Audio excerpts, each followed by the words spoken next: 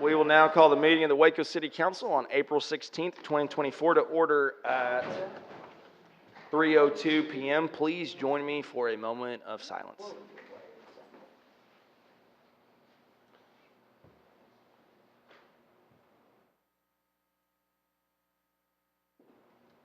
Thank you. We provide an opportunity for the public to address the City Council on any agenda item or during the hearing and visitors portion of the agenda. On items other than public hearings, speakers will be allotted one 3-minute presentation regardless of the number of agenda items the speaker wishes to address. If you're here to speak and have not filled out a registration card, please see the city secretary, staff at the registration table outside of the auditorium to provide registration information so that staff can contact you if necessary. If you have announced, please let us know at the beginning of your presentation, and staff will distribute those to council. And if you're unable to approach the podium due to physical limitations, a microphone is available to be brought to you. I do have one card for an informal report, and that's from Jessica Ford. Is she here today right now, or is she going to speak at the 6 o'clock? Okay.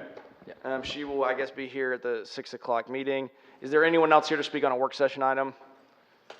If not, then we will recess the regular session and convene to work session with a report from our city manager.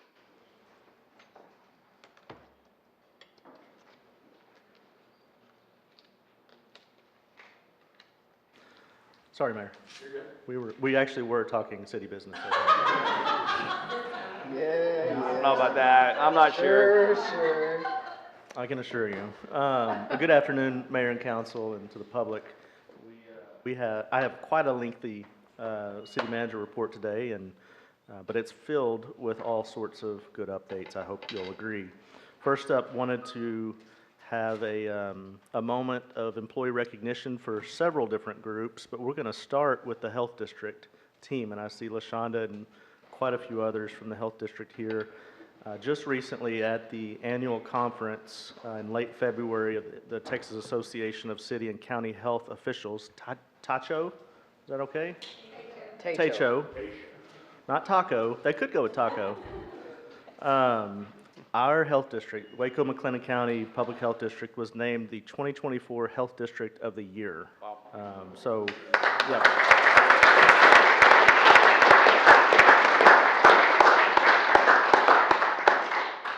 I know they probably don't want to stand up, but I would love for members of the health district to stand up and just be honored by our applause.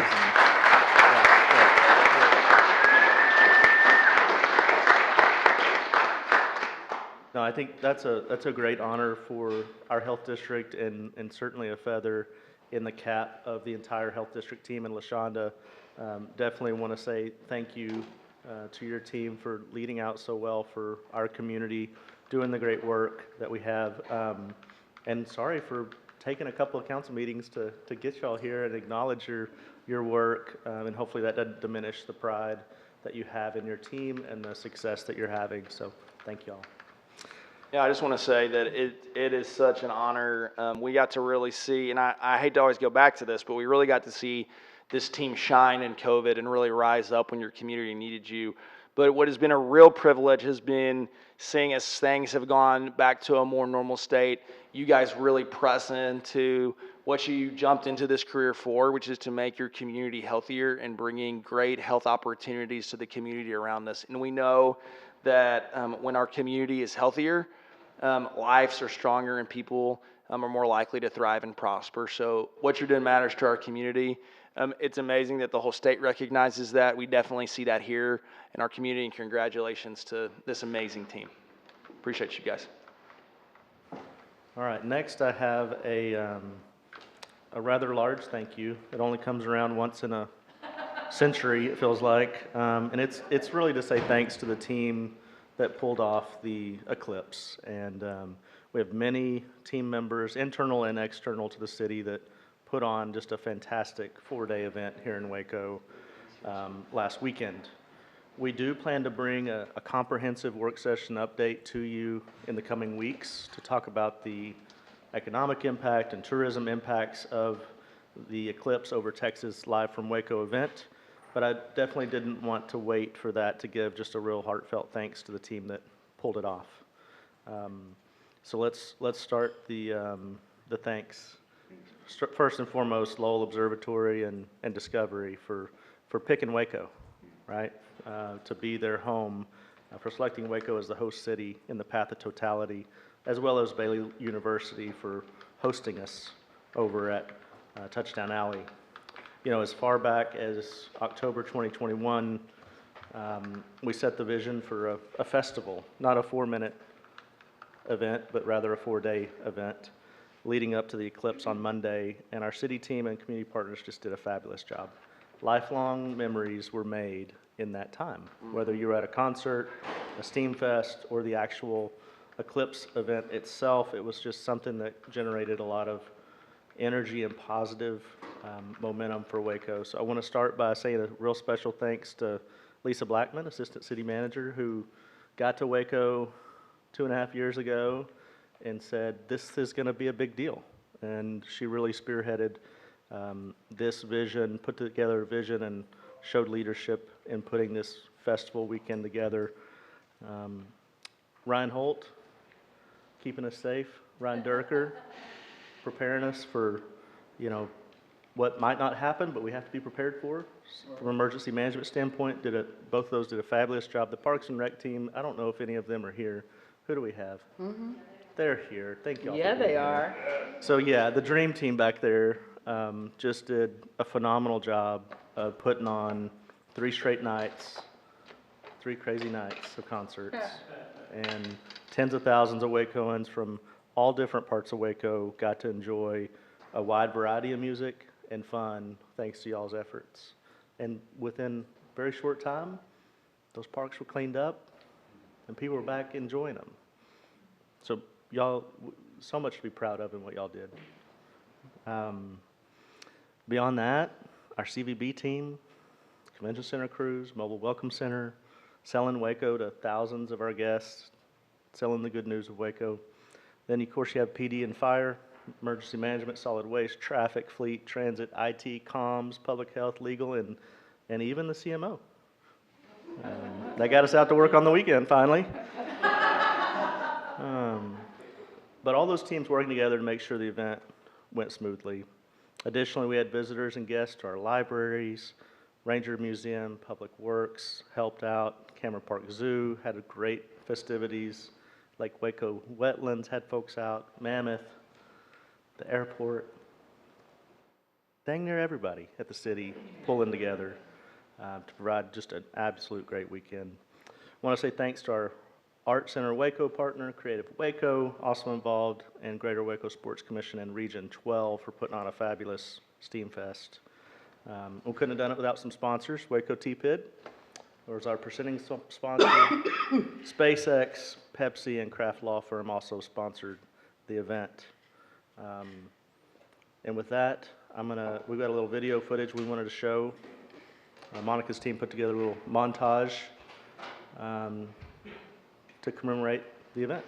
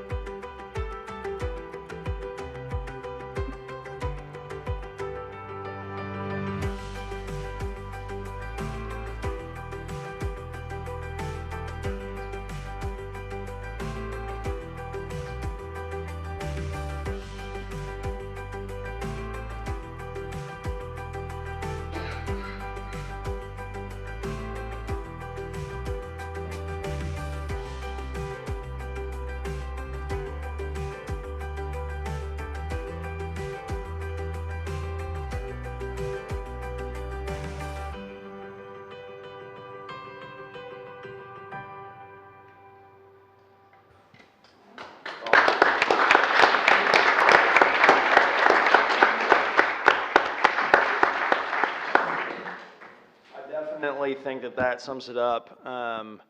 Just the incredible events and amazing community really is what Waco's about, and it's so much of that is because of the city staff. And it was remarkable for me to see, just with my family, seeing, you know, the librarians working their tails off in those tents, getting the lanterns ready to go. And again, like Bradley mentioned, all the different departments coming activated, and he already listed all the names of all the people who put their blood, sweat, and tears into this. So I won't say it again, but it really does. The level of excellence that this whole weekend represented, I think, was bringing it up to a new level. I have a long track record of excellence, but I've never seen anything at this level with this level of excellence like I've seen, like I saw this one weekend. So I just can't thank our city staff enough. I keep hearing about what an amazing job this city staff did, the intentionality, the thoughtfulness, the atmosphere that was created, and I'm just couldn't be more thankful for our team. Okay. We'll be brief.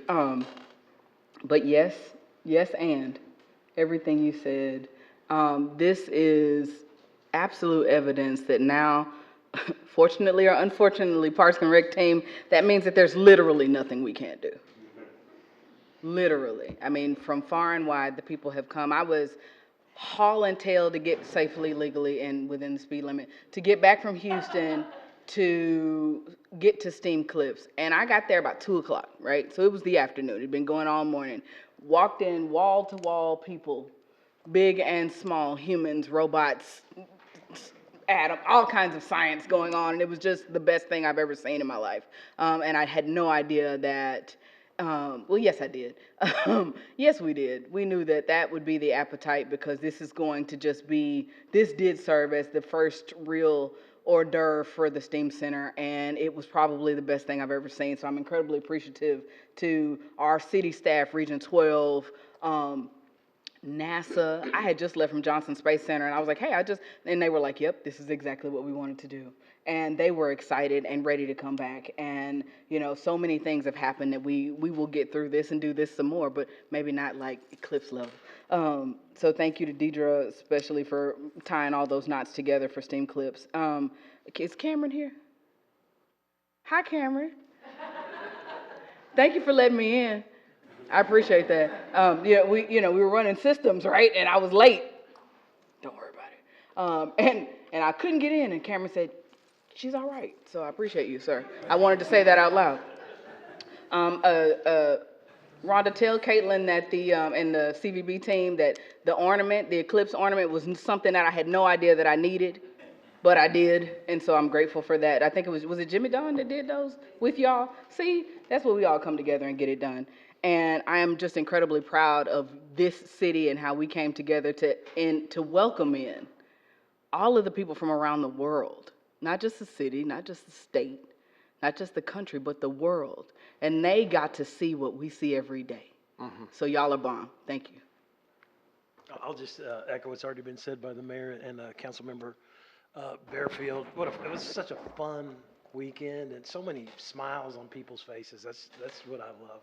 And the out of town guests I had in just mentioned, we love coming to Waco. There's always something fun happening. And I don't think you could say that, 7, 8, 10 years ago. And so this staff and this group, this Parks and Rec group and this CMO team, appreciate everything you're doing for these kind of special events. And these kind of things happen even without an eclipse. And so I appreciate the effort that y'all put into the fun events throughout the year. So congratulations on a great venue and a great event. Yeah, I'll echo all of those comments. I felt like the quality of the musical performances, the drone shows, all of the art and STEAM events just gave not only Wacoans another kind of a different look at our city's identity, kind of seeing ourselves a little differently and what we're capable of, which was really exciting, but also was just a great showcase for Waco, for the world to see. And so I'm grateful to Parks, I'm grateful to Public Safety, grateful to CVB, and everyone who just did such a wonderful job. We were out there Saturday, Sunday, and Monday, and it was honestly just one of the greatest weekends in my family's life. It was so fun. Mm-hmm. It was an absolute blast. And thank y'all for doing it so well. The professionalism and the quality of that weekend were just unparalleled. And hopefully, maybe even that's a new normal for us going forward. But it was just absolutely wonderful. So thank you all. Big ups to city staff. Mm-hmm. Thank you all for those comments. I know it means a ton to the people that were here for 4 days and gave months' worth of their Yep. time and talent to make this happen. And thanks for the resources as well to the council. You also deserve some credit in this because you put forth a significant amount of resources. And I think Councilmember Bordered put it best. It was one of the best weekends in his family's lives. I think we sent a lot of people home with that feeling. And they'll always tie it to Waco. All right, we do have one informal report on the agenda today. It's IR 238. It's a response to some resident feedback that we had at a recent council meeting. We've done a deep dive on traffic calming, pedestrian safety, and stop signs along Maple and Trice Avenues. Take any questions on that report. We do have Amy Bellarly Highland, our Director of Public Works, in the audience today. If there's any questions from council on this report. I just want to say thanks to Amy and her team for putting this together. I don't know where I'm looking for. There she is. I know that I've really stayed on this one, and I appreciate your responsiveness and putting these detailed and thorough reports together and looking for the best solution for Maple Avenue. And I know that it is not always easy to gather data, so I appreciate your efforts in getting the video studies conducted and things of that nature, and the work you guys have put in already with the striping and the speed limit signs. And I look forward to being able to share out the details of this report and also the additional data that was collected over this past week with members of the neighborhood. So thank you for that. I also just want to commend, I know that our city staff has really spent a lot of time really trying to examine the need here and carefully land in the right space. And I also know that Councilmember Ewing, it's been an honor for me to see him really try to navigate the complexities around this really carefully and work with our city staff. I know that we're going to keep working with this neighborhood association to make sure that traffic is calm as can be and that this is a neighborhood where families can thrive. Yep, definitely. We have 9 public hearings on the agenda today. Clint Peters, our Director of Development Services, will be covering those later in the work session. Regarding your resolutions, we have 22. Wanted to start off with Resolution 256. It authorizes the mayor to sign a letter of support for the proposed William Decker Johnson Hall National Register of Historic Places nomination in District 1. This is a 100-year-old building in East Waco that's part of the Paul Quinn College campus. It's been vacant since 1990 when the college moved to Dallas. The historical significance of this building it's pretty wide-reaching, but what I wanted to highlight today for those that hadn't heard the story, it was designed by William Sidney Pittman, who is known as the first black architect to practice in Texas and the son-in-law to Booker T. Washington. As an update, this is a building that the council has invested in, vested interest in terms of dollars as well as our hearts. We funded a $50,000 engineering study in late 2021 to review the building's worthiness to stand for generations to come. And fortunately, the update is it is structurally sound. It needs some improvements, and it needs life breathed into it, but we're going to be there for additional support of the Quinn Campus Inc. team as they move those plans forward. So any comments on this one? I'll take them now, or I can move to Resolution 259. Do you have a picture of it? I'm sure we can get you one, sir. Thank you. Sir? One Yes, of the sir. things that I will say is I appreciate our continued support of this project specifically. I mean, we know, we as Wacoans know the importance of what Paul Quinn College meant to this city, what Paul Quinn Campus continuously means to this community as it houses not only Rappaport Academy, but 2 of our own city facilities in the multipurpose center and now Doris Miller Recreation Center. Johnson Hall stands alone in itself as greatness because of the things that Bradley mentioned in its design. It's one of the few Pittman buildings that are still standing, and I'm just grateful to this council that we're continuing to support the nomination for this going to the National Registry of Historic Places. We have successfully gone through the Texas Historical Registry, and THC has been a huge advocate and supporter of this project, and so I'm grateful that we're considering this today. I agree. I think that this campus is, it's amazing to see the revitalization and restoration that's come on this campus. And this is going to, I think, round it out perfectly. And I'm so excited to see the continued use of this building in a way that honors its legacy. Historical preservation is something that this council has such a high value for. But this neighborhood, this part of our city has so much momentum right now, and to just continue that momentum is so critical. So thank you to Councilmember Bearfield for her advocacy for the preservation of this building. Thank you for our city staff for their dedication and assistance, and really the whole community who's really rallied around this project. Well said. Resolution 259 is my next highlight. Authorizes the city to apply as a joint applicant with the city of Belmead for a $4.3 million grant from the United States Economic Development Administration to fund part of our North Interceptor wastewater improvement project. I think we'll have a map popping up on the screen here in a moment. This initiative is something we're working on together with Belmead to upgrade a critical wastewater line. It benefits not only Waco, but also the broader region, including Belmead, Lacey Lakeview, and our TSTC campus, which is partly shown on the map there. This collaborative effort it aims at enhancing our abilities to serve each of these communities well and support both environmental sustainability and public health. So excited to bring that item forward today. Our next resolution I wanted to highlight is 272. It's approves two separate contracts with Walker Partners LLC involving design surveying services for the Spiegelville Road Bridge over the Middlebosky River, as well as for regional drainage improvements in the area.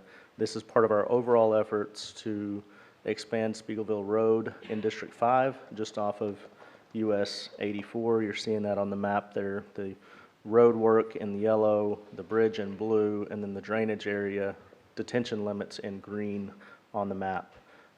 Looking forward to this project moving ahead because we've seen positive movement on the funding front with two tranches of federal dollars dedicated to the Spiegelville Road Bridge project, totaling $3.76 million in authorizations for the last 2 fiscal years from the federal government. That money's been authorized. We've not yet received it. And additionally, we've asked for $5 million more towards the bridge project construction. So we're hustling hard after this one, getting ready to do that work as those dollars come back from Washington. Awesome.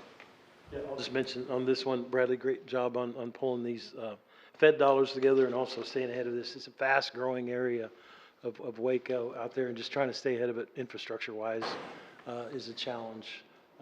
But yeah, the bridge out there and just the northward movement of what that part of the city is doing is it's pretty exciting. But again, it's challenging from a planning and a funding perspective, and you're doing a great job of both. We got a great team. We do have one ordinance on the agenda today. It's been on the agenda a couple times. It's ordinance 278. That was supposed to be a joke. Nobody laughed. I did. I You had did? a little. Did you give me in one? I simply Okay, was. thank Happy you. birthday. Thank you. It's ordinance 278. It seeks approval for the Conservation and Drought Contingency Plan. We continue to work towards the community's feedback and council's feedback. So staff has revised the conservation plan to increase the number of days a week that year-round outdoor watering is allowed. In the draft you have today, we've increased that from 2 days to 3 days a week. We've aligned that to where Some customers will have a certain 3 days, and others will have the other 3 days, and then have 1 day for the entire system to recharge and recover. And I think that's Friday, would be the day off of all watering citywide.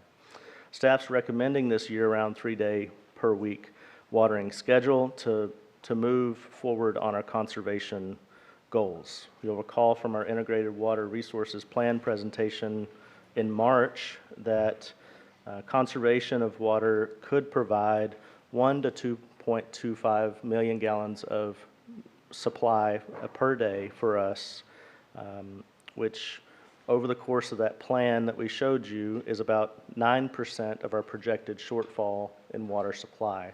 So conservation is a 9% part of the solution that we seek to ensure our water supply lasts us another 100 years.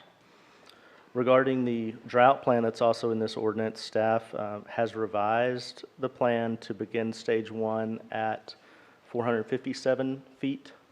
When the lake reaches 457 feet, we would enter into stage 1. That's a little bit of an increase, 2 feet over the current rules. So stage 1 would happen sooner. And at stage 1, we would see the lake being 80% full. So that would be when we would move to a 2-day-a-week watering schedule.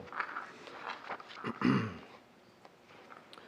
want to note that watering by handheld hose, as long as you have an automatic shutoff, would not be restricted until stage 3 of the drought plan. That's been something we've heard from people with gardens and growing vegetables, that was important. So we have worked that into the plan that in stage 1 and 2, outdoor watering with a hose is allowed.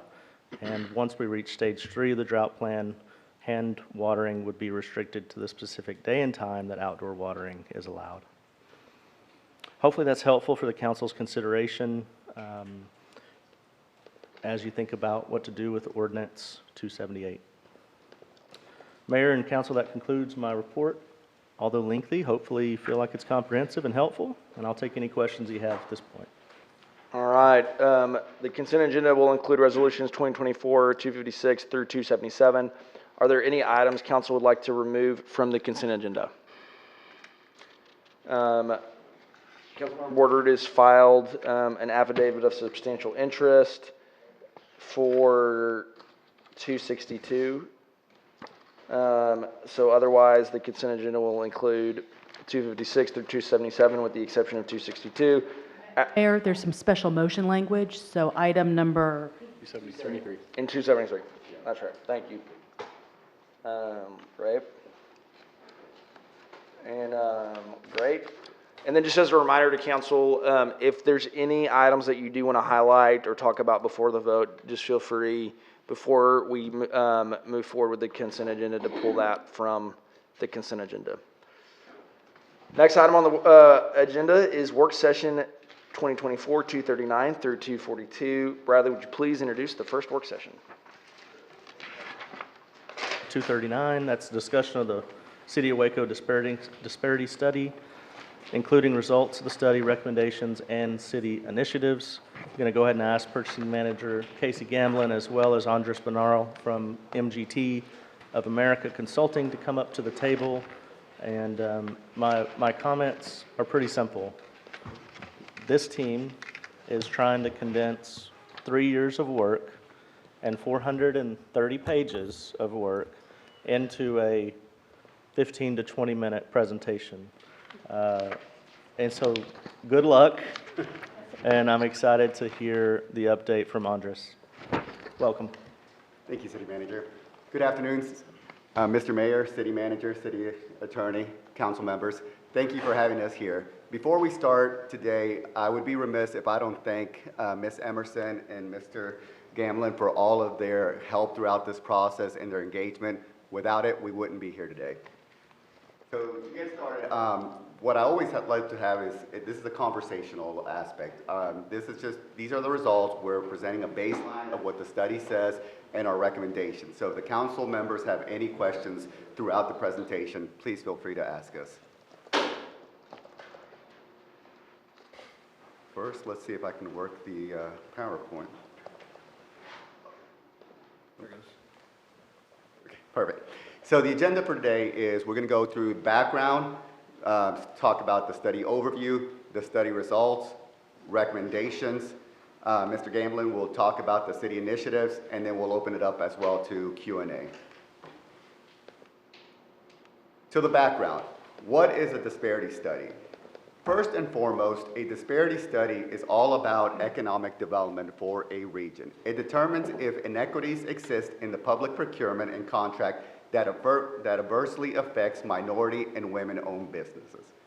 What was the scope? We evaluated $427.91 million in spend throughout various different industries. And we'll talk a little bit in a few slides, all of the industries that we analyzed and all of the different categories. When did the study begin? The disparity study began in October 19, 2021, after council approved resolution 2021-765. So like I mentioned, why did the city do the disparity study? First and foremost, it's about economic development. The city wanted to analyze historical utilization in awarding contracts to minority and women-owned businesses, or MWBE firms, to ensure that the city's practices were in alignment with the city's strategic goals of creating a culture of equity and inclusion while facilitating economic development.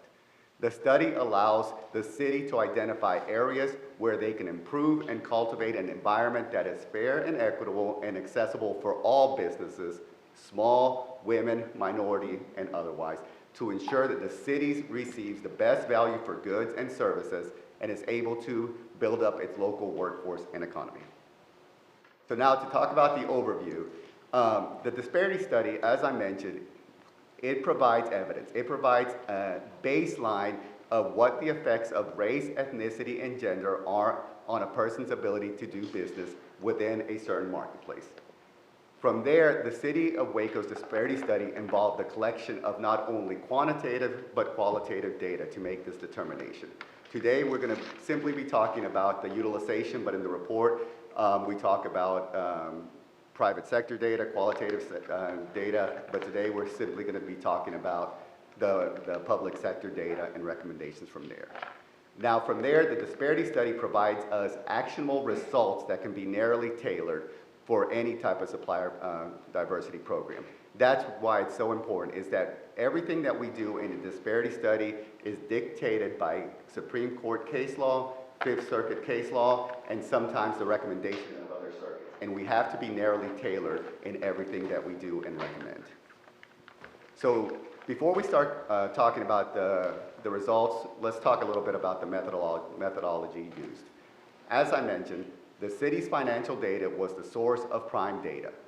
From there, what we're trying to look at is all of the spend that went to everybody in the community, all vendors in the community. So not only prime vendors, we're also looking at subcontractor data.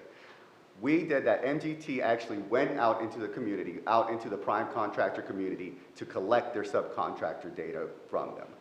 We analyzed spend in construction, architecture and engineering, professional services, other services, and goods. The study period was fiscal years 2017 through 2021, which represented October 1st, 2016 through September 30th, 2021. As I mentioned, everything that we do, all of the methodology of a disparity study is dictated by case law.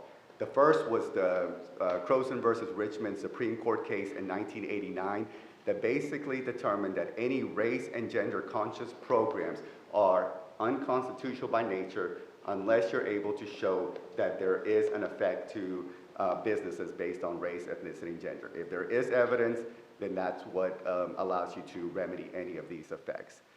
Now, one of the things that we always look at is, and first and foremost, is an economic geographical area of where vendors are coming from to do business with the city, where they are located. We recommend that based on the data, and this is solely based on the data, MGT recommending using a 50 counties surrounding the Waco MSA where vendors could commute to the city to provide goods and services. It's important to note that here, it's not necessarily the MSA of McLennan, Falls, or Bosque. It is actually, it's the economic boundary. Where are you spending your dollars? And then once again, this is based on court cases. It's where are you spending a majority of your dollars and where are these firms located? And that's why you see that this is more of a regional economic boundary rather than just the MSA. Because when you look at the data itself, McClellan represented about 27% of the dollars spent, followed by Dallas, which was 27, and Tarrant was 21% of the dollars. So 55% of it, and you can see why the region had to be what it is, or why the recommendation was for the 50 counties.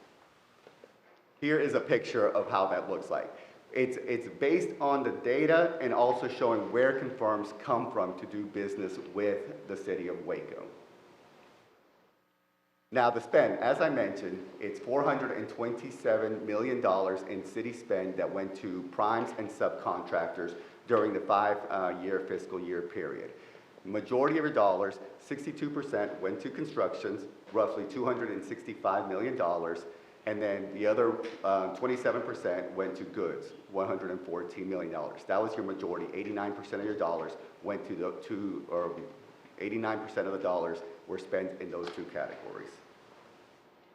From there, what we're talking about today is looking at the utilization, then looking at who's available, which gives us the disparities, which allows us to make narrowly tailored recommendations. So keep that in mind is utilization and availability, it gives us an indice. So utilization over availability is going to give us the disparities that we're going to talk about in a second. So based on the recommendation for the geographical economic boundary and based on the various different categories, this is the availability. These are estimates of your availability of vendors coming from this region that can provide goods and services for the city.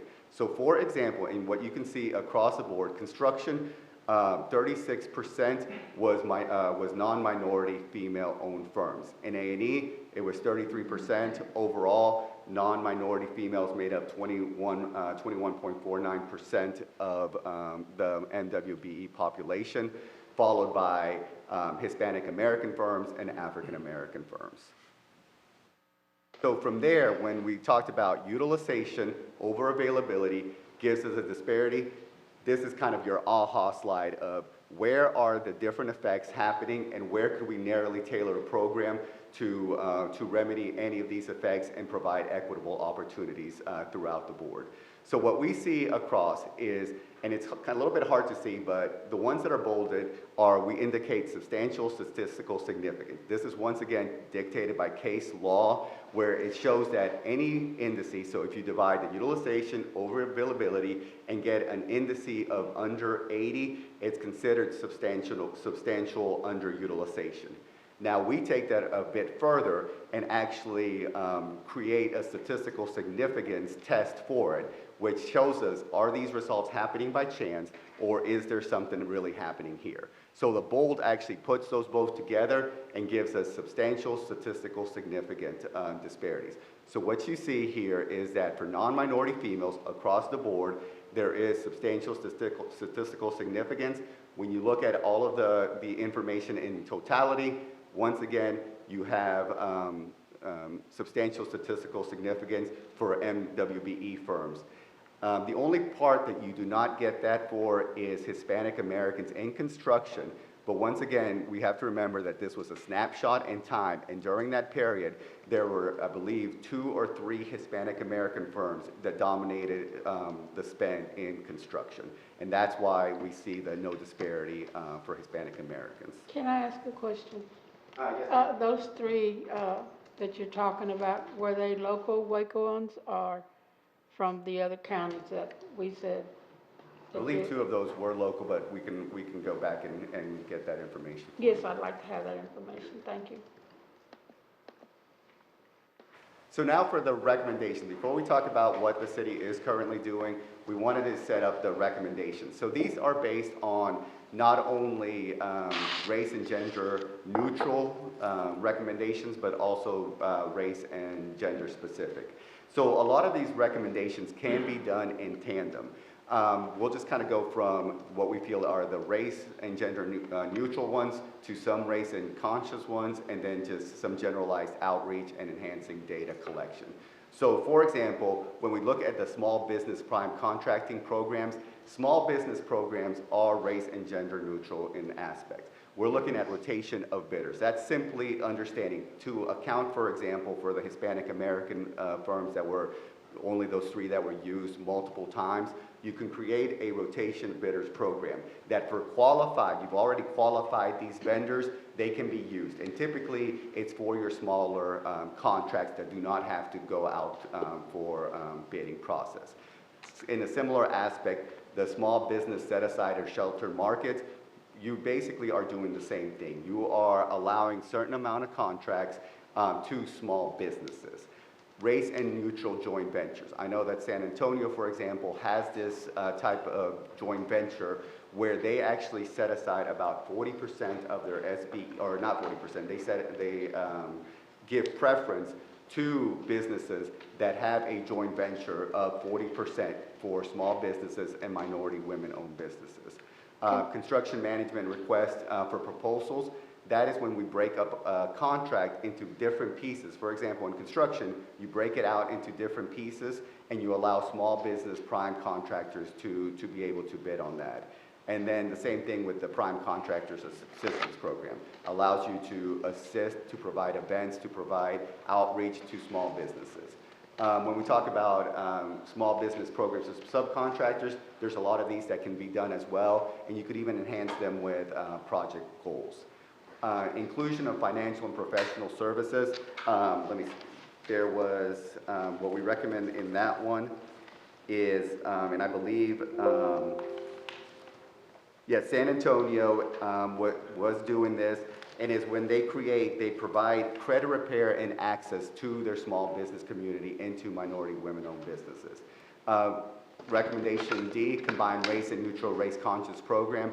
It's very similar to joint ventures where you're combining the SBE part of it, the MWBE part of it, and allowing just all access to your program. Now, one of the things that is very important is just the knowledge. It's the outreach. When we're outreaching to the community, that is when minority and women-owned vendors understand and are able to really understand how to do business with the city. Another race and gender neutral program is your service disabled veterans and just regular veterans programs. Those are similar to the small business enterprise programs, but they're geared towards providing equitable opportunities to service disabled veteran-owned businesses and veteran businesses as a whole. One of the things, and I know, when you did your outreach, oh, yes, ma'am. sorry to interrupt you, but you're talking so fast, Oh, I my have to do apologies. this. In your outreach, you said you went out and talked to contractors about doing business with the city of Waco in your outreach. Did you, by any chance, find out why there were so few Hispanic owned businesses that can't do business with the city? Did they say why? In your outreach, that's what I'm talking about. Asking the question about in your outreach. Did you find out anything? When we did our outreach, and that's something where we could look into data, see specifically, it was more geared towards how being a Hispanic was affecting their ability to do business. It wasn't so much why, if they were local or not, or being able to find any, information. So we didn't specifically ask that type of question. But one of the things that we can look into the data, because a lot of the outreach that we did was kind of, it wasn't just simple questions, it was allowing them to speak to us about the differences in their experiences. So we can look at the data and see if there was any mention of what you were talking about, and we can pass it over to Ms. Emerson and Mr. Gamblin for it. Okay. I would like to know that, Well- if there's a way to find out, if you have it. Yep, we will follow up, yes, Thank you. ma'am. And then the last recommendation was adopt an audit clause. This was a very important one that we felt would really allow us to, in the future, when the city goes out and gathers any information like this, is one of the road bumps was really trying to get that subcontractor data from prime contractors. And one of the things that we have seen from our clients that we've done studies for is when you have an audit clause in your contract, it gives you the teeth the ability to really go out there and get that information. So from just a purely data collection to understand in the future how your business are doing, that's an important part to include. With that said, I'm going to pass it over to Mr. Gamla, who's going to talk about the current city initiatives. The programs that we're working on, first of all, combined race neutral and race conscious program initiatives, establishing financial policies that encourage business diversity, the financial policy that is approved by council annually, changes to the purchasing policy. We are developing a standardized form for gathering subcontractor information, having a diverse list of investment brokers to choose from, not just big banks. We are also requiring investment advisor to solicit one quote for all purchases from a diverse business, MWBE or veteran. We have installed a new e-procurement program in purchasing that went live August 1st of 23.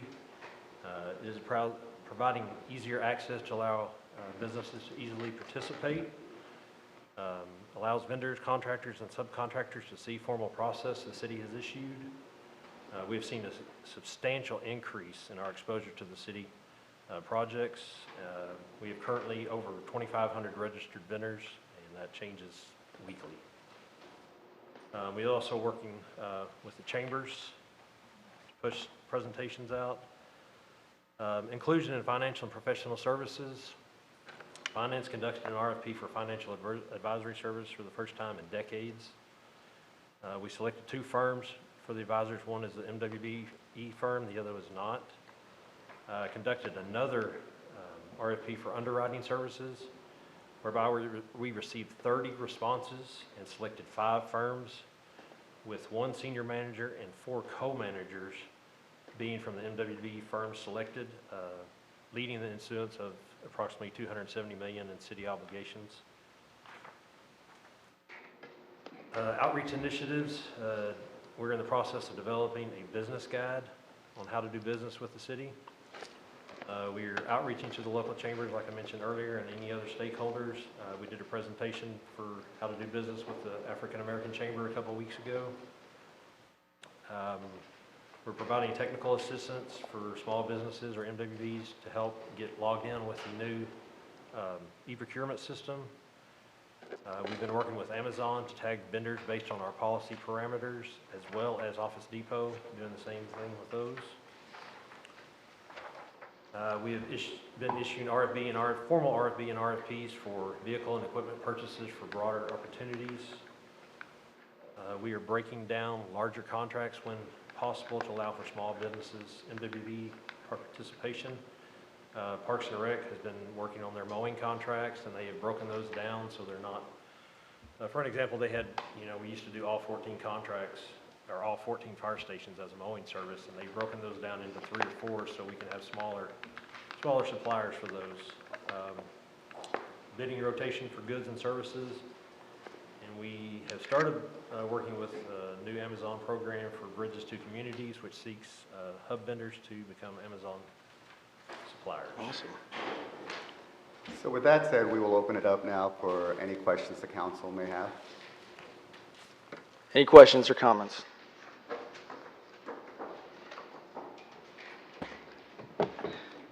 Okay. He got it. Yep. I appreciate you guys putting this all together. I know that this started before I was even on council to serve and be a part of these conversations. So thank you for putting this all together. I think it definitely details that there is work to be done, and it sounds like you guys are taking some steps for that in terms of working with the minority chambers on helping to access the systems we have in place for bid. But I think that I know that we as a council have made it a priority and said that this is something that's important to us. And so if that means going above and beyond and doing extra work to ensure that we're casting as wide a net as possible, I just want to make sure we're doing that. So thanks for pointing that out and gathering all this data over this time.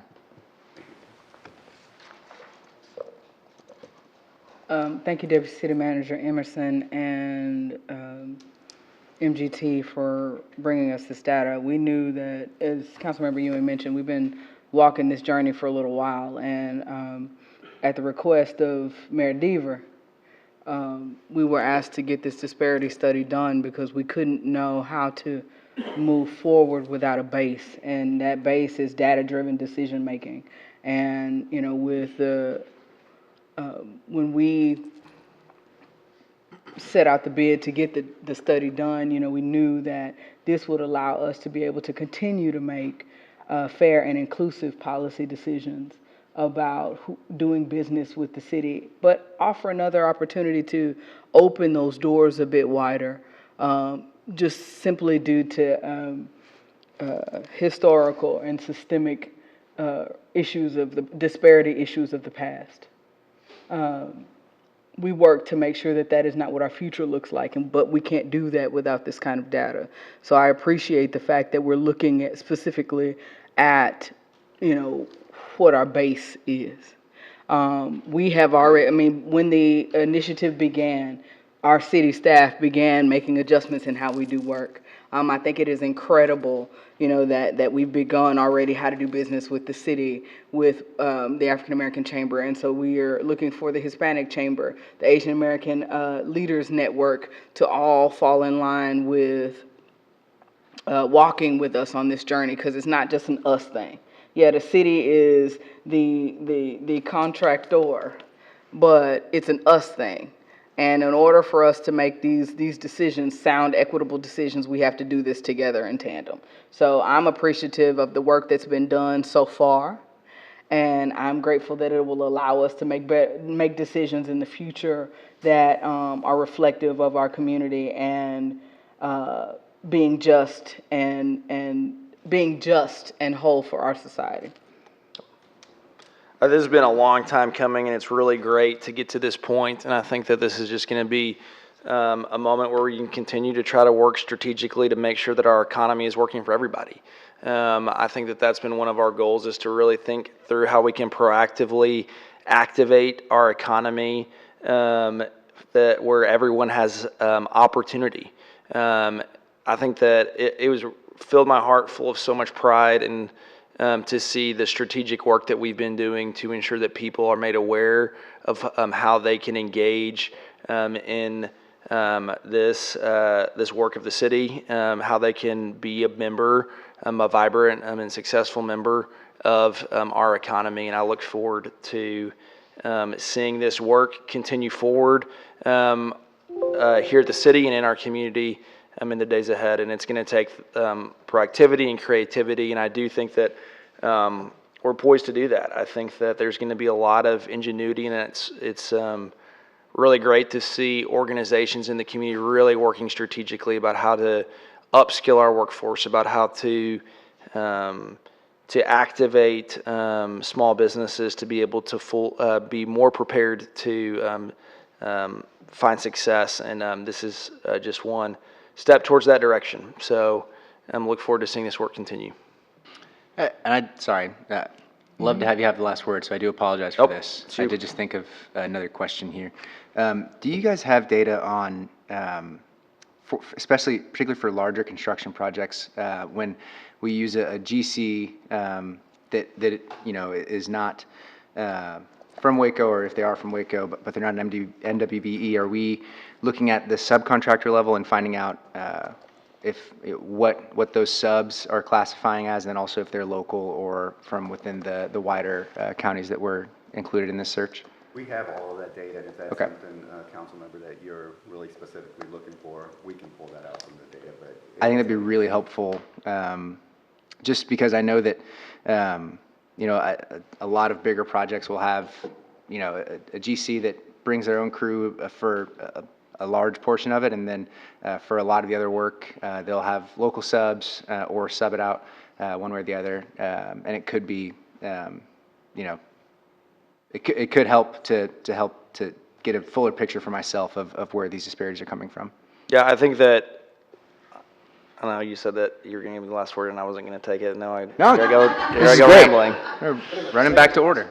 I do, yeah, I think that, you know, looking into this data and pressing it and untangling it and saying, okay, what's the impact of an out-of-market contractor versus an in-market contractor, and where some of this like actually playing out is going to be worthwhile and worth a robust discussion and really digging in from a policy perspective. But what we know is that there's opportunity for us to really work strategically to make sure that this is a place where if you want to start a business in Waco or if you want to start a business in McLennan County, we're going to work really proactively to make sure that you can find success. And if you're going to be want to be a vendor of the cities, we're proactively ensuring that people have knowledge and an ability to do that. And so I think there's definitely some work we can do to dig into the data and make sure that we can fully wrap our heads around it and land, appropriately on that. But there's some major takeaways here of things we know that we can be doing, and I'm excited to see that all the way through. Well said, Mayor. Well said. I agree. Thank you guys very much. Thank you. And thank you to Deputy City Manager Deidre Emerson, who's been working on this. Thank you, Deidre.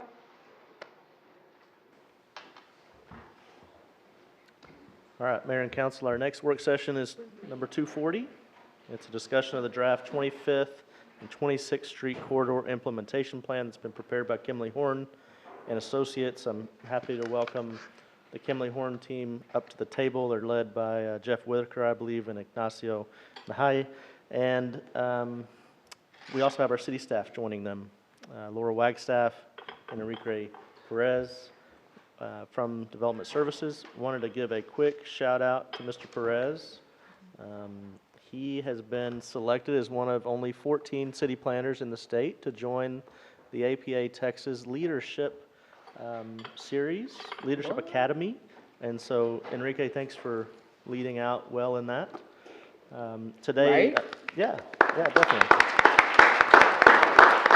Clint back there talking about, y'all better clap for my staff. Wait a minute. Yeah, no, it's a good thing. Council, you'll recall that you authorized this corridor plan back in August of 2023 and encouraged us to develop a strategy here to address parking, infrastructure improvements, to improve quality of life in this important corridor, as well as create an identity for the corridor. And much of that mission was brought out of the early work and collaboration from Grassroots Community Development, as well as the Syntex Hispanic Chamber of Commerce and business owners in the 25th, 26th Street corridor, some of which are present today in the room. And just want to say a very hearty thanks for staying with us and look forward to this presentation today. Before we get started, we did receive a card on this matter right after I asked if there were any cards, and I think that we'd be remiss if we didn't give this gentleman a chance to speak. Kenneth Jeffries is here to speak on this work session. So, Mr. Jeffries, if you want to come to the podium and speak, you'll have 3 minutes before this work session item. Or a microphone is available to be brought to you.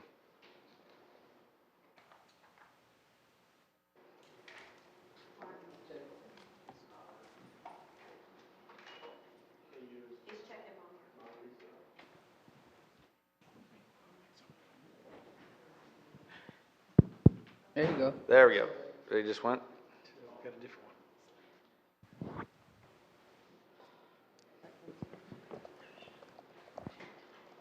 Hello, my name is Kenneth Jeffries.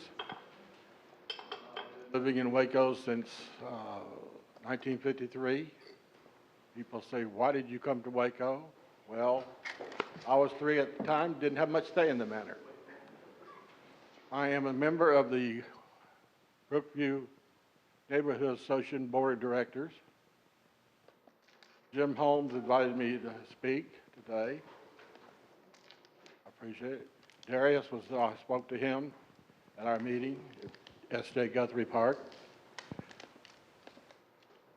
I would like to see a two-way traffic on 25th Street.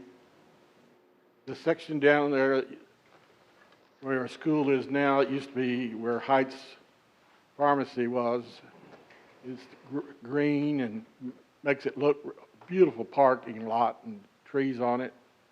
Wouldn't it be nice to have it all up and way it up and down to toward Maple. And that Maple intersection has been a disaster. I had a friend that was in the nursing home there, and I went to see him for 16 months there, quality care. Oh, they may have changed their name now. But that was always a intersection you're always afraid to get hit at. So if you could close off 26th to make it a park, and I'm sure that it looked nice. But add trees and things, but I would like to see parking on both sides instead of just single. I know it'd be narrower lanes, narrow sidewalks, maybe a narrower garden section, but I think it would help. One other thing, I visited the Waco Tourism Bureau over at Fort Fisher area and asked about a flag, City of Waco flag. I had bought the suspension bridge flag, but returned it because it was 4x6, and I fly the American flag, the Christian flag, the Texas flag, and the Ohio State pennant, which is where I was born, and the Baylor flag, and now I'm flying the Waco blue flag. One day I went in, they said it was $59. So I came back during the eclipse, the weekend of the eclipse, and they sold to me at 54, but didn't have any of them out to be sold. Mr. Jeffrey, I had to interrupt you. Your time is up. If you could just wrap up your comments for us, please. And I was just wondering why they couldn't put the prices.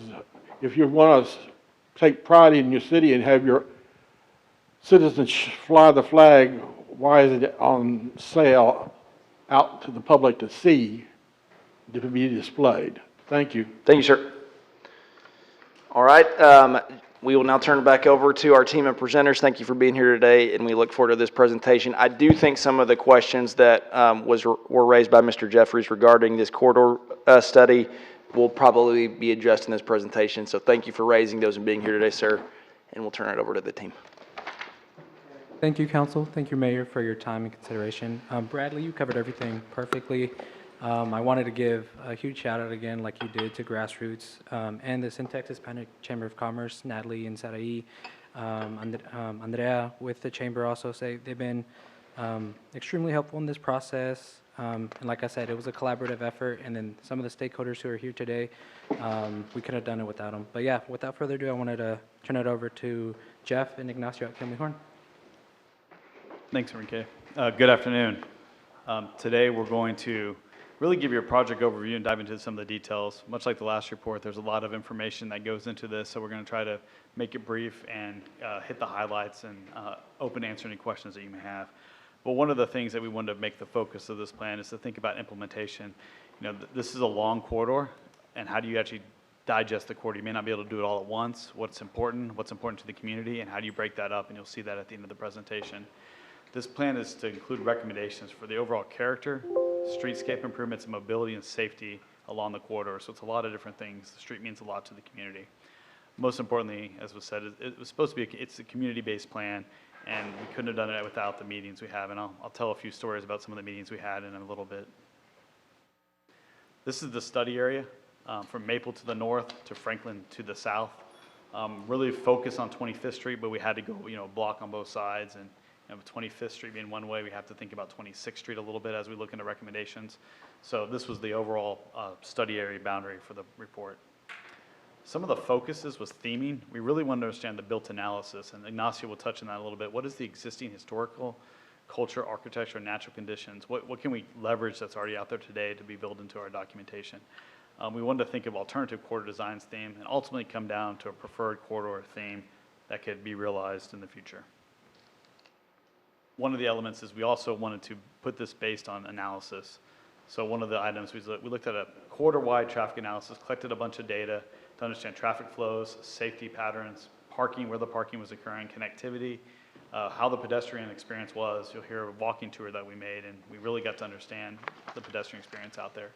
Bicycle, transit, and other mobility offerings, really to understand improvements that could help traffic flow and pedestrian experience in the area.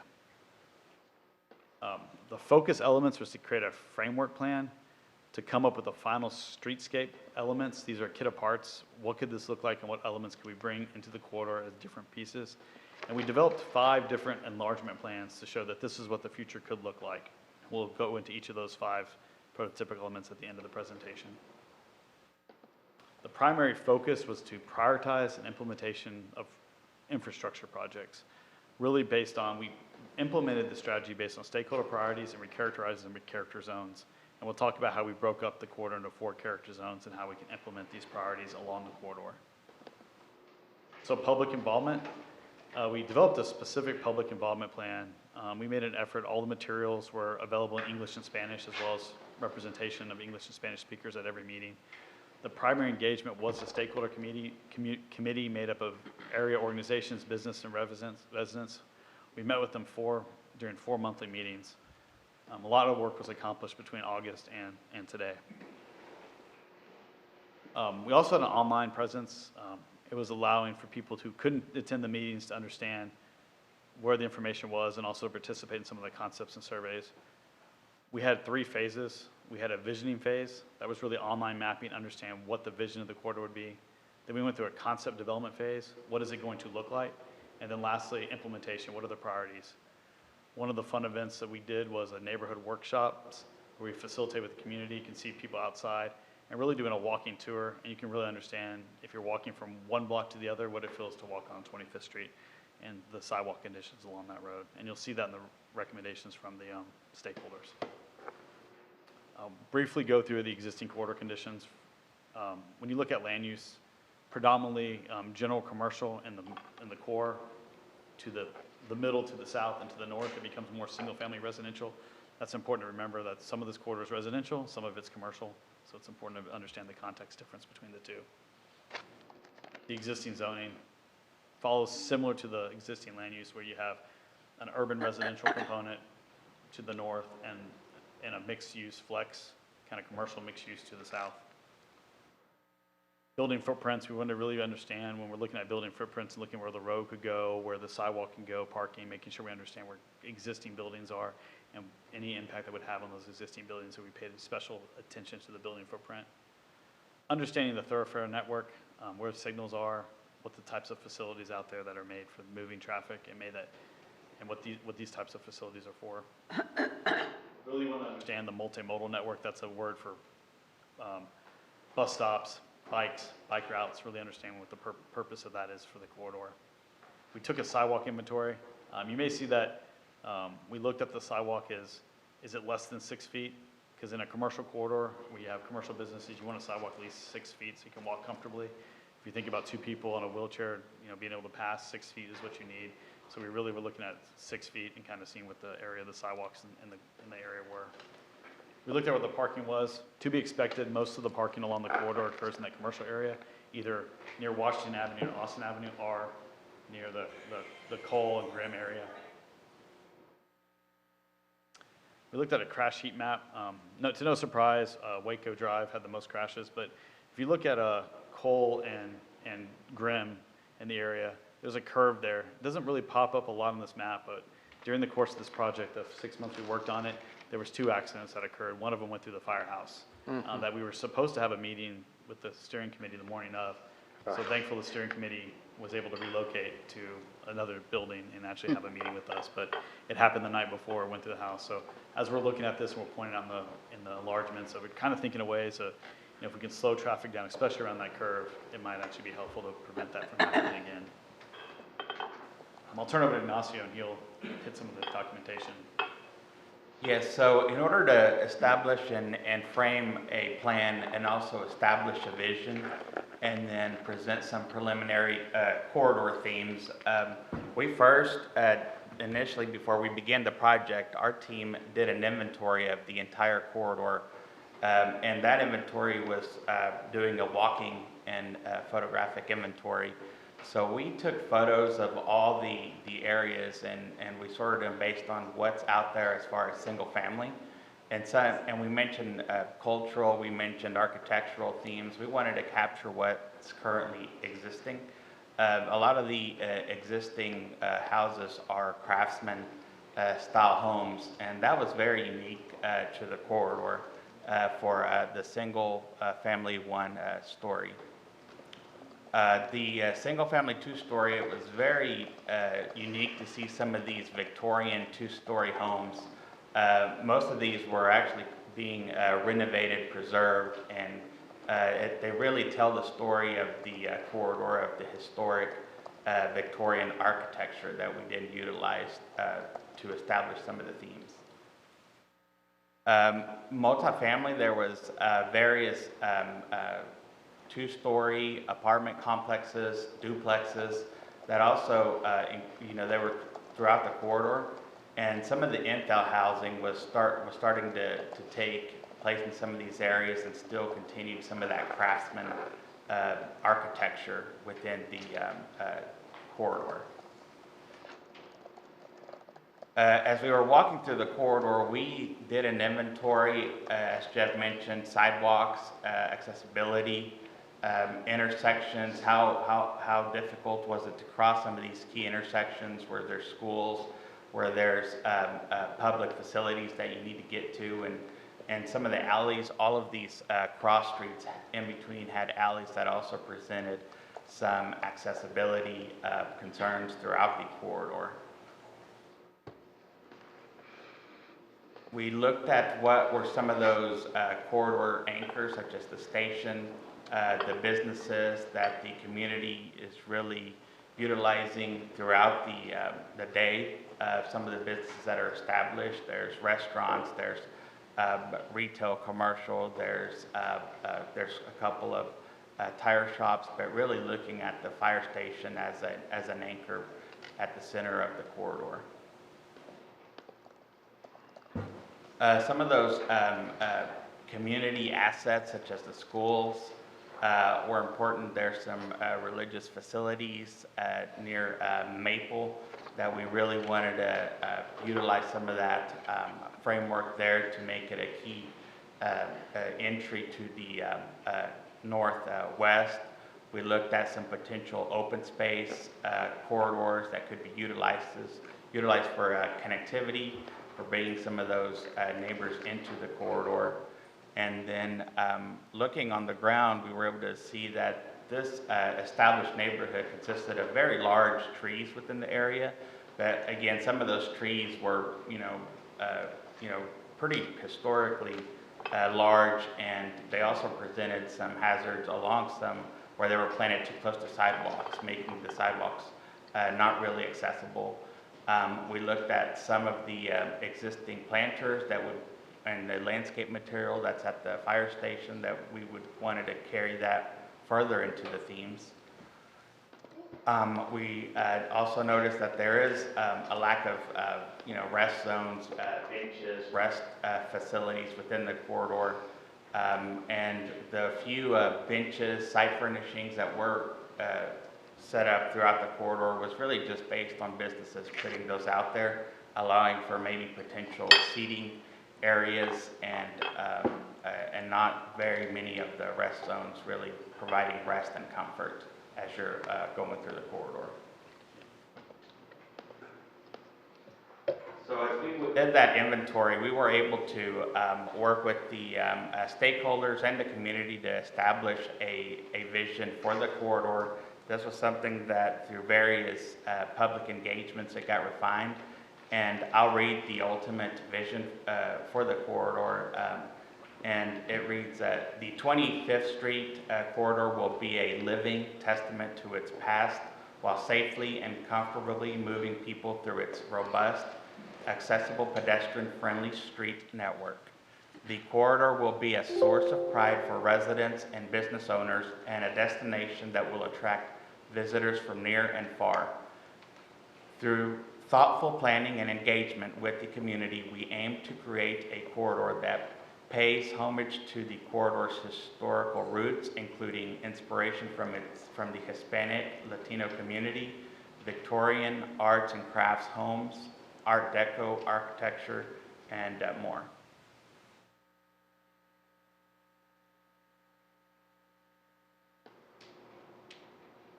It might have froze.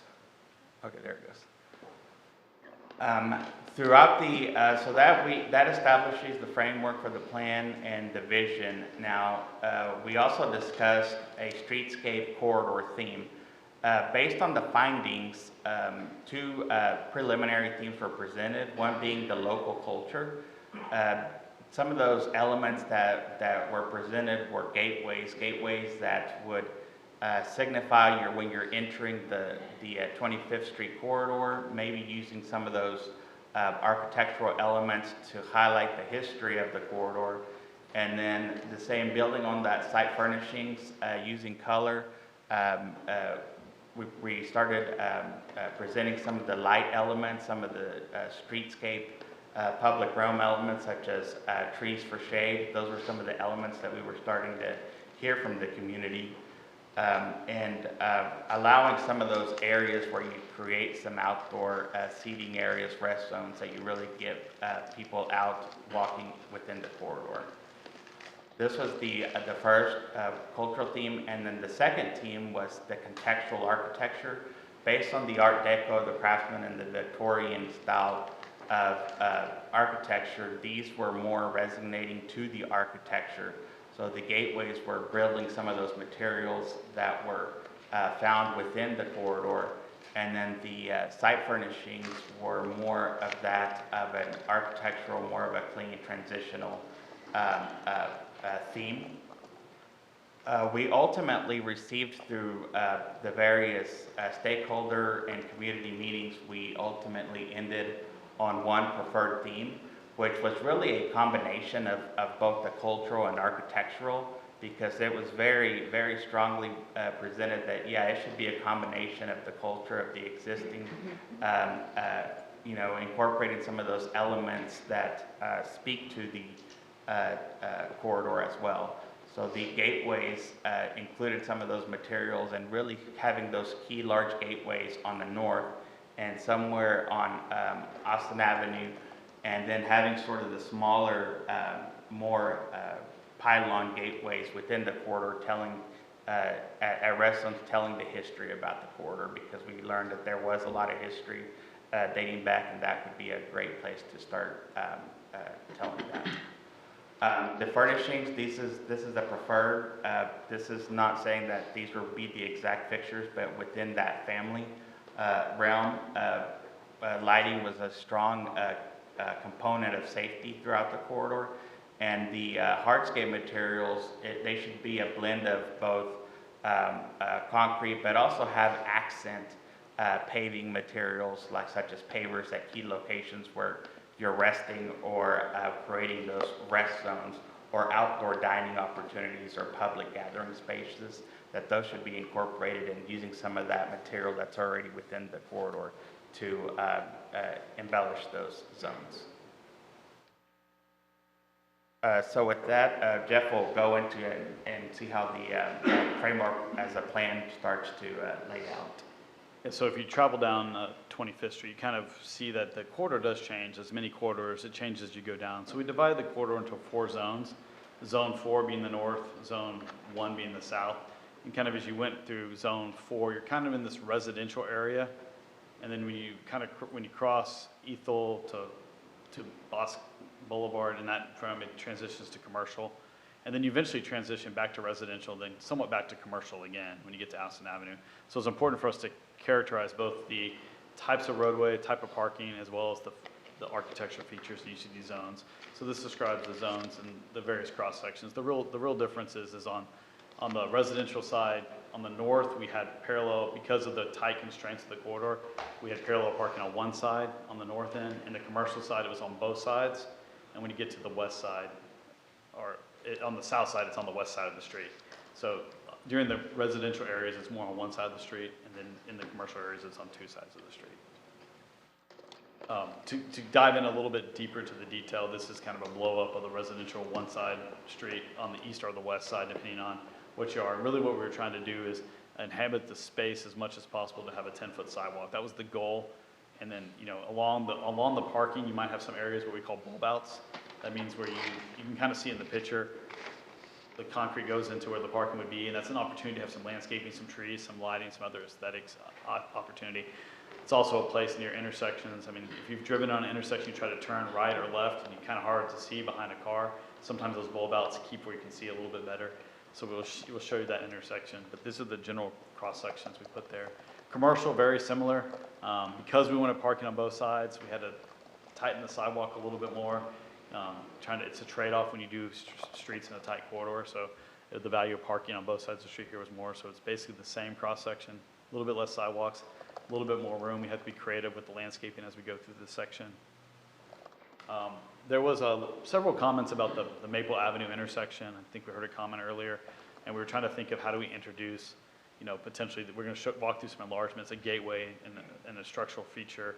And so when we looked at it and started looking at the traffic volumes, we started looking at a properly designed roundabout would be a feature that would not only show your transition to a different corridor, but also improve that operation of that intersection. And obviously we have to work with the Family Worship Center and kind of think how that connection to 25th works, some details. But this is the layout we came up with to really has an art opportunity in the area and a gateway feature. And potentially you can do something really cool to that 25th Street connection today that the church may embrace for parking area or for a pedestrian area as well. Then this is another prototypical enlargement plan, really kind of diving into what the street would look like. How do those bulb outs work that I was talking about? Where can we introduce some landscaping? And where does the parking work? And this is near Holman Avenue. And kind of you can see because one way we have an opportunity to introduce a small median there with something where pedestrians can cross and have left turn pockets as well that allow people to bring that safety when we have the left turn pocket so that it doesn't allow people to get frustrated by waiting for someone to turn left. Shows enhanced pavings, opportunities for benches. As Ignacio mentioned, when you walk through the corridor, there's not a lot of opportunity if you're walking to have benches, but this is just an enlargement of that. Another example, this is near the fire station at Grimm. This is probably one of the more talked about areas, and I think naturally when we were around the corridor, a lot of people would gather on the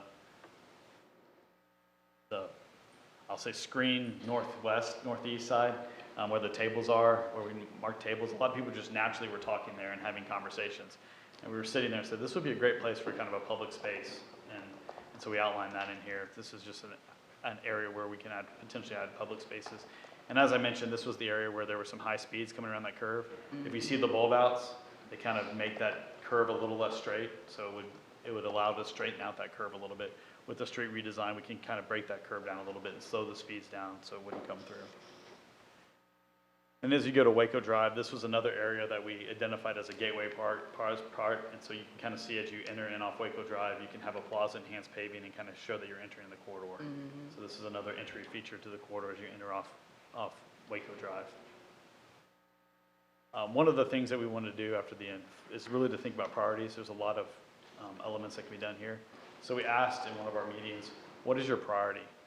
And this is how they came out. We just scored them and count points. It's much like golf in this one. The lower the points, the better you did. Counterintuitive, but it's kind of the scoring methodology we did. And when you look at pedestrian safety, lighting, you saw a lot of pedestrian comfort. And you started looking what was important to the community on here. And we really what we took away here is we kind of broke them up into 4 priority themes. And the most important thing we heard unanimously was pedestrian comfort. If there's anything we can do, we need to put sidewalks in, we need to put lighting, we need to make people able to walk around this corridor. The second was traffic flow and safety, to make sure people can go through the corridor, traffic flow and safety. Then third, which we talked about a lot, was character. That was really important, but we need to have the basics first. We need to have pedestrian comfort, we need to have traffic flow and safety, then the character that we talked about, landscaping and the elements. And lastly was the multimodal connectivity. These were kind of the themes that came out and sort of the order that they came out in the priorities. What we did is we broke all those priority themes out. This is just one example. Each one of those had their theme. And we ranked them as a long-term, short-term, priority-wise. We try to break out things in different buckets that people could tackle this corridor in incremental pieces as opposed to once at a time. So this happens to be the traffic flow and safety corridor element. And lastly, we just wanted to, we had a good committee that we meet with several times, and just wanted to, like Enrique started out with, just acknowledge that the committee, they showed up to the meetings, they helped us, they informed our plan. Awesome. And that will take any questions. I'll jump in and just first thank you guys for all your work on this. I know this was not, I should say that this could have been easily something that we hired a firm for, and they came in and looked at some aerial imaging and drove up and down the street a couple of times and sort of took some national best practices and threw them and saw what stuck and presented that to us, and you guys went above and beyond and made sure that you didn't do that, and you spent time in the community, you spent time with stakeholders in the community, you made sure you were meeting with and hearing from people that would be impacted by these changes, and largely from everything that I've heard from those individuals, they felt heard and seen in that process, so I want to thank you guys for that. I want to thank you for this really thorough presentation. It's incredibly exciting. Seeing all of the possibilities for the 25th Street corridor that I drive down every single time I leave downtown to go home, and certainly know all the great things about it and all the things about it that are opportunities that we have in front of us to improve our city as well. So I think, I mean, sincerely, you know, when I look at what you guys have proposed in terms of making it more accessible for pedestrians to spend time, and making it less accessible for cars to crash into the side of your fire station, I get really excited about that. So thank you. And with that, I do want to say that this is a huge undertaking. These projects are not the kind that we can get this report back on and put a team on tomorrow to make it a reality. And you guys pointed out at the start of your presentation, you know, it's a really big corridor, and so we'll probably have to pick and choose where and what we do. And my hope is that, in working with the city and working with the kind folks in the community that have been a part of this up to this point, we can find the areas where our dollars go the furthest and make the most impact for people to see these plans through to fruition, because I, frankly, like I've said repeatedly at this point, I love these plans. So thank you guys. Could not be happier with what I've seen here. So that's all I've got. I'll chime in here a little bit.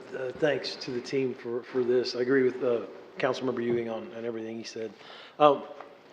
Excited about this 25th Street corridor. I mean, we've done, this council's looked at other corridors that are like University Parks, LaSalle, kind of similar areas that are kind of evolving, let's say, because some of these you have to figure out what is it, how is it evolving, what is our vision for what it could be, and you know, what do the residents want it to be.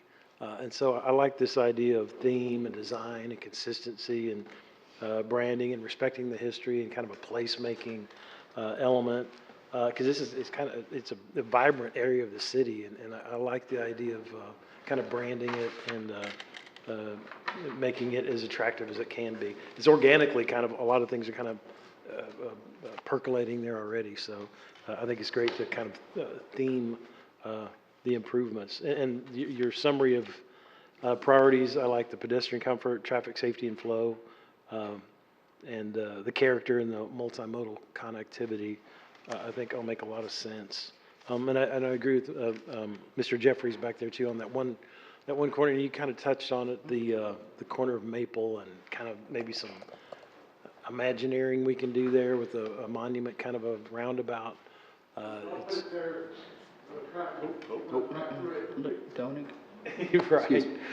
I'm just saying we still have a lot of work to do before it becomes reality. Hey, one question I did want to get to was, are there, and these are some of the challenges that we had in our LaSalle overlay kind of thinking.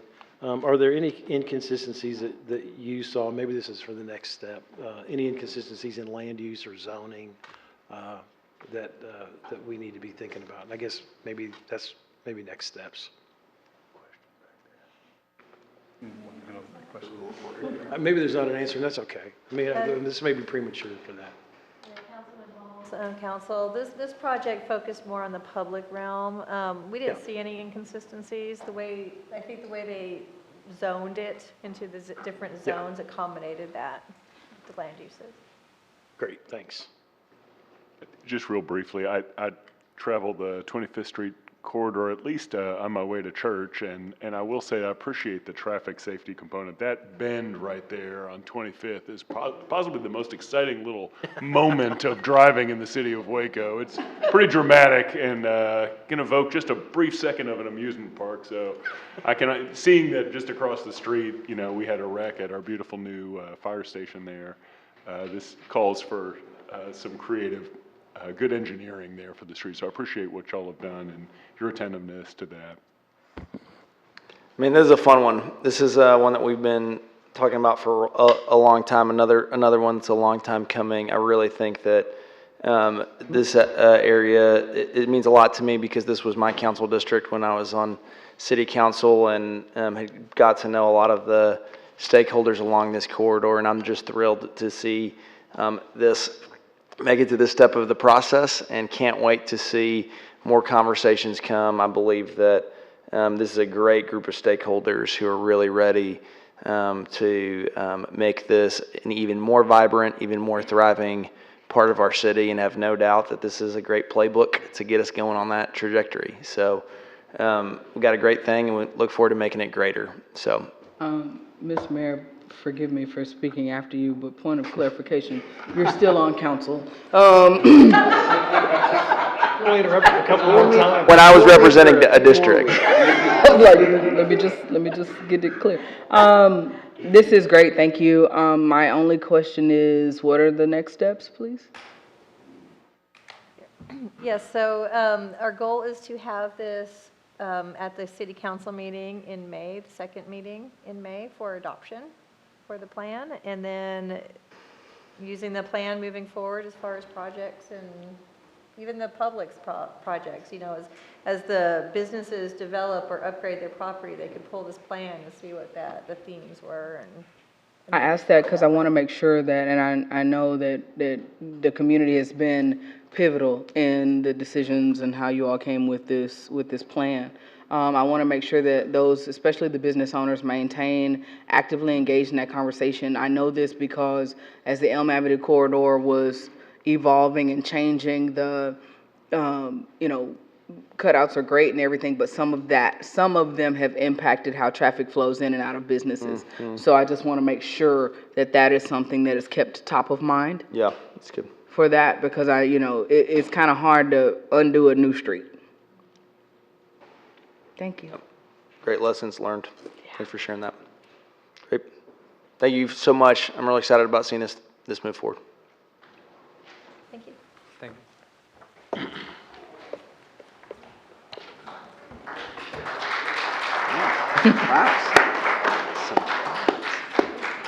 Looks like we've got some corridor fans in the audience today. Let's go. They're here. Come on. See you. Being here to those community members who were here, that means a lot that y'all would come this afternoon. Appreciate you guys. Every time. Clap after your presentation. Happy District 4 people. It's much better. Our next work session, hopefully we'll get applause for Joel as well. Cue the walk-up music. We've got work session 241, which is Joel's going to lead us through. He's our Director of Aviation Services. There's an update on the selection of our food and beverage services operator at the airport. We've got obviously a wonderful looking interior now, and we have the opportunity to serve our travelers in and out of Waco, as well as people are on the airport grounds with additional food and beverage options. And so Joel's going to brief the council on the work and the recommended partner for that space. Well? Thank you. Good afternoon, Mayor, Council. I'd like to take a few minutes just to provide an update on the food and beverage service vendor for the airport, as Bradley kind of prefaced there. Kind of give you the background of how we came to that. In fall of 2023, we issued a request for proposal to identify a food and beverage provider. The goal was to select a vendor to offer services both pre and post security, catering to travelers, the surrounding community, and airport-based businesses. Oh, there we go. Sorry, I got to looking at what I was looking at and not showing you guys what I was looking at. Sorry about that. So in August 2023, the RFP was published, and in mid-September, the committee received 3 proposals. In November, the selection committee unanimously identified Lindsay and Associates International Communications, or LAI, as the preferred vendor. This concept, Marie's Bistro, featuring a taste of Waco, stood out. In December of 2023, LAI presented to the selection committee and detailed service plans. An action item was then sent to the Airport Advisory Board in January 2024, and it was approved for recommendation for City Council consideration. Subsequently, the negotiations took place in February and March of 2024. So let's take a look at Marie's, or LAI, and what they offer. LAI is a marketing, communications, and restaurant management firm with over 2 decades of experience. Notably, they've successfully operated concessions at airports like Greater Cincinnati, Northern Kentucky International, and Philadelphia International Airport. Presently, LAI operates Marie's Wine Bar in downtown Waco. Marie's will offer a range of pre- and post-security food and beverage options, including a full restaurant, vending machines, and a post-security coffee and beverage cart. All items will adhere to TSA and airline guidelines. Their contract spans 3 years with the options for 2 one-year extensions. The monthly base rent is set at $1,616, calculated at $1 per square foot. Additionally, there is a percentage annual breakpoint of $193,920. Percentage rent rates will increase annually, starting at 4% in the first year. And if all extensions are given, it will max out at 10%. Operating hours will be from 5 a.m. to 8 p.m. daily, and they will align with departing flights. Menu pricing and services will require a written approval from the city with an annual update required each April 1st. Looking ahead to the next steps, City Council consideration for the contract approval, a vendor improvement period of 120 days, and with an opening at the end of that, with 120 days from the execution of their contract. That is a very quick update for you all. I'm glad you're going to have some food there. I'd rather eat here in Waco than wait and eat in DFW. It's usually what I do. You had me at 5 a.m. coffee. Yeah, oh, at 5 a.m. We're going to have coffee. Yeah, this is great. There's so many great things happening out at the airport right now, and this is kind of just one more wonderful thing happening. Yeah, and it'll make waiting in that airport for whatever short time you may have a more pleasurable experience. Right. About it, you have, yes, of course, the people who are utilizing the airport, but then also the residents that are in the area. I mean, it's not like there are a lot of food choices out that way. And if this, this gives me another opportunity to do something different, and I don't have to necessarily be taking a flight to utilize and get to partake in a lovely restaurant inside a pretty cool airport. Thank you. Yeah, last summer, during the then titled Deep in the Heart Film Festival, they did a repertory screening of Dazed and Confused and had one of the stars of the movie, Jason London, come to the screening. And during his Q&A, he decided, just for no reason, to talk about how dusty our construction airport was. And it was dusty at the time, sure. But I stopped him on the way out and told him, hey, if you come back next summer, I promise it'll be in a better state. And having this there, I think will I don't think he has a reason to come back, but should he decides to test it out, I'm excited for him to feel welcomed in the new terminal we have along with the new food and beverage options, so. Agreed. I think this is just another level of excellence that we're bringing to the community, and just consistent with the kind of the theme of the night. I think, when we look at the eclipse and look about all the things we're doing to make Waco a stronger, better city, this is just another little cool amenity that we're going to be able to utilize to take us to the next level. So thanks for all your work on this, and look forward to, like Councilmember said, not only people flying in and out of our airport, but also residents nearby potentially having a fun spot to go and dine. That's right. Thank you. At 5 o'clock in the morning, I doubt there's too many restaurants Yeah, open right now. that's right, that's right. Sure. Thank you, Howard. Thanks, Joel. You're welcome. All right, Mayor and Council, our last work session. Yeah, thank you, Amy. There you go, Amy. Last work session of the afternoon is going to be work session 241, which is Clint Peters. Discussion and update on planning public hearing agenda items. Clint? Thank you, Bradley, City Council. We do have 9 public hearings tonight. Like highlight a couple of them. All are recommended for approval by Plan Commission. We have 3 special permits, historic landmark designation, 4 zoning changes, and an abandonment. So a couple that I was going to highlight. The first one is 253. This is a rezoning of 4 properties on North 4th Street, 2004, 2010, 14, and 16 North 4th Street. This is up in the block between Herring and Ellis Street across from the zoo. This is a little unusual. Typically we'll have a whole block together, but we have 4 properties out of 7 that are included in this application, which is a little over 50% of the block. There's 7 lots there on that block face. 5 of them have homes and then 2 of them are vacant. That area is designated for medium-density residential office flex in our land use plan. And you can see that corridor has a lot of office, mixed office, O2, O3, some multifamily residential and commercial zoning. There's actually, in that corridor between the 4th and 5th Street corridor between Herring and Concord, there's about 38 acres of land there, and 86% of it has some sort of office of commercial or multifamily zoning, with about 14% of it being residential, which includes this block here.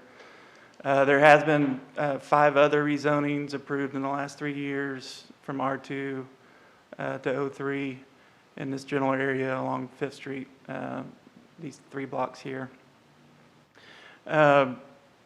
So this is what it would look like after the rezoning. The other 3 properties, owners that are still R2, or that would still be R2, did not want to be a part of the application, but are okay with the change. The applicant reached out to them, and they just wanted to keep their zoning the same, but were okay with the other properties changed to O3. We did get feedback from Brook Oaks neighborhood. They had concerns and are opposing the rezoning. They had concerns about it changing the residential character of that area. Again, it is a mixed-use area. Those are single-family homes there, but as you can see, it is mixed. When you get up to Herring, there's commercial buildings, and back down toward the corridor towards Waco Drive, it's got mixed office and residential. So staff did recommend approval of it, and Plan Commission did approve it.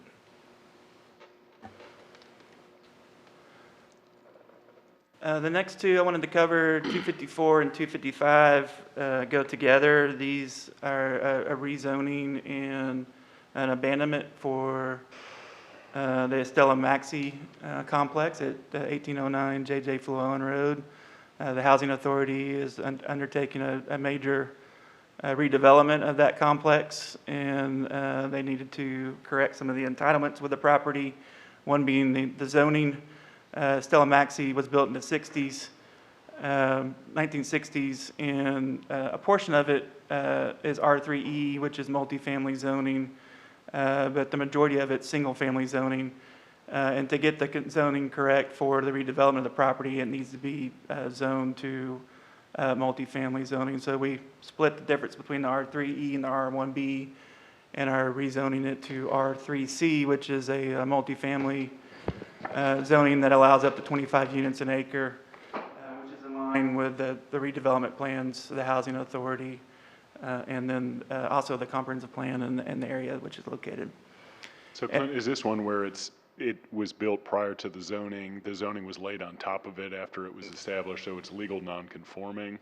That's correct. So it's legal non-conforming, but what they're going to be doing with their plans, they need the zoning to be updated. So that's why we're doing the rezoning. And then the second part of that is all the streets inside the complex right now are currently public streets. You can kind of see the street grid there with Adams, Delano, Calumet. And they're requesting to abandon those streets and make those private, and that gives them flexibility in redeveloping the property on how the buildings are laid out, how the parking's arranged, the setbacks for the buildings. It just gives them more flexibility in the redevelopment of that. So there are some easements in there that we'll need to retain, but otherwise, we feel like that's a good solution to help maximize the redevelopment of that property to be successful. And so Plan Commission did recommend approval of both the zoning change and the abandonments, and we had no opposition to either one of those. And then, like I said, there are some conditions with the abandonment with some of the existing public facilities and emergency access to the site. And then the last rezoning that I'd like to highlight is a rezoning at 3420 West Waco Drive. This is currently it's the MHMR facility on Waco Drive near the 36th Street. They own the three properties here where the buildings sit, and then another property adjacent to it that's vacant. It's designated for mixed-use flex currently. Again, similar to Estella Maxi, it was developed in the 50s or 60s because it was a public use. They did not have to, at the time, zone it correctly, so that where the office buildings currently sit are zoned R1B. And so the property is currently under contract to sell to a private developer, and they're requesting that the remainder of the office building site be rezoned to 03 to fit in with the zoning that's on the existing part of the property right now.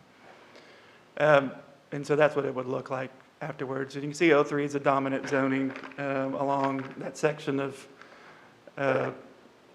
Waco Drive for properties that front out the Waco Drive. You do have an apartment complex next to it as well. We did have a speaker at Plan Commission that owned one of the homes behind it, wanting some time to work with the developer to make sure that that development was consistent with the properties next to it. My understanding, they've been meeting since Plan Commission before that. I don't think they've completely worked out all the issues. The applicant would like to move forward with the case tonight with that, and Plan Commission did recommend approval of the 03 zoning. Do you know what it's intended to be? What's that? I'm Do sorry. you know what it is intended to be? They're wanting to keep it an office. Okay. Yeah. It would just be more, right now it's for MHMR. My understanding, they're going to lease back to them for a certain period of time, and then they, when MHR moved out of the facility, they would renovate it and turn it into private office space. And that portion is R1B right now? Right now it's R1B. Why? When it was developed, it was a public use, and Got it didn't have to, back in that time, they didn't have to develop it under the zone. They were exempt from the zoning requirements. Got it. Yeah. So flipping back to the other map, and then flip back one more. I like how you do that, though. Is that new? That's Enrique's doing, so. Things are looking better and better. I mean, with that being R1B, all in that area, and the adjacent neighbors, asking for some buffer there, right, basically, right? It doesn't seem unreasonable to me to have, to request that buffer and somehow work it into the deal, but I guess we'll talk about it more tonight. Tell me what you mean, because I get the buffer, but it is currently a commercial corridor, and is a use, in its current use, is commercial, even though it's nonprofit work, right? Or office. Yeah, but I mean, there's a juncture here where we would be approving a change. Right. And so with adjacent residential owners, preferring to have a little bit of buffer between a permanent commercial and maybe, right now it is resi. So changing that to commercial will change the character of their backyards or front yards, whatever they have there. So if that's what's in play here is getting that buffer kind of figured out, that makes an element of sense to me, to have a buffer between a newly created commercial tract and what is now a single-family tract. So what would happen under 03 zoning that would be potentially different than what is there now? Because right now you have a parking lot that basically goes up to the rear of the property. Fence line. Under 03 zoning, it would require a 25-foot buffer or setback for any new buildings. The parking could still go into that setback. We have, in other cases, kept a zoning buffer where you would keep, a certain distance from residential property zoned at R1B, where they couldn't build any new buildings in that buffer. We've done that on New Road, adjacent to a residential area. 19th. There's been a couple other places where you put in a buffer along the back of the property and keep it the same zoning as the houses behind it, and that just provides an extra level of protection. 03 does provide quite a bit of protections already because it is a compatible zoning district, a single family. Does have the larger building setbacks. It's got the limited hours of retail, and then it's got compatible uses with office, limited commercial, and then residential. So it's got a lot of those built in, but that is an option for the council. Is you could pull that 03 zoning back a little bit and just leave a strip of R1B that would provide some extra protection.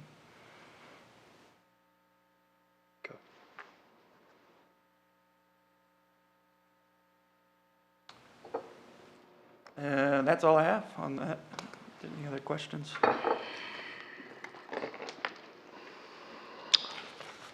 Is that all for your presentation?